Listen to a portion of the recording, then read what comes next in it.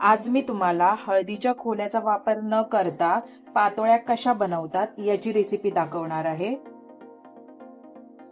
गव्हाचं पीठ घेतलं, त्यात थोडंसं चवीपुरतं मीठ घातलं आणि पाणी टाकून थोडं पाणी टाकून हे पीठ मळून घेणार व्यवस्थित। वरून थोडंसं तेल टाकलं आणि हे कणिक व्यवस्थित मळून घेणार। मऊ झालं पाहिजे व्यवस्थित असं कणिक हे मळलं गेलं पाहिजे। तर ह्याला असंच 15 मिनिट झाकून ठेवणार मी।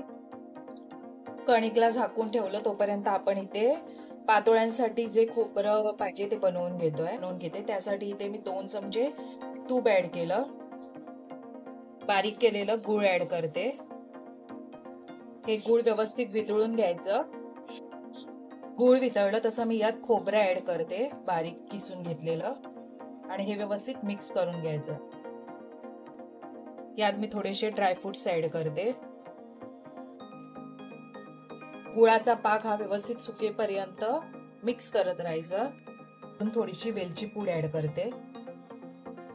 वेलची पूड व्यवस्थित मिक्स करून घ्यायची आणि गॅस आता बंद करून घ्यायचा। मुंबईला कसे हळदीचे खोले भेटत नाही, म्हणून मी हा एक स्टीलचा बोर्ड घेतला, त्याला थोडंसं वरून तेल लावून घेतलं। जेवढा पुरीसाठी गोळा घेतो तसा तेवढाच गोळा घ्यायचा आणि ते पुरीच्या आकाराचं एवढं लाटून घ्यायचं। मी हाताने इथे हे करून घेते।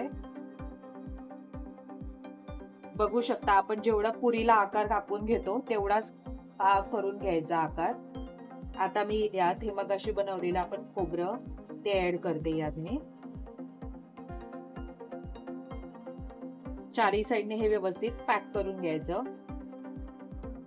थोडंसं वरून हात फिरवायचा, वरून एक्स्ट्राचं पीठ असेल ते साइडने काढून घ्यायचं।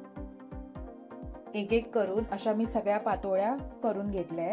आता इथे टोप ठेवलाय पाणी गरम करत, त्यावर मी हे चाळण ठेवली आहे, त्यात मी हे एक एक करून ठेवणार। असे मी थोडे करून वाफ काढून घेणार या पातोळ्यांना। त्यासाठी वर हे झाकण मी ठेवते। 15 मिनिटं याला व्यवस्थित वाफवून घ्यायचं। 15 मिनिटं झाली तसं मी हे झाकण काढून घेते।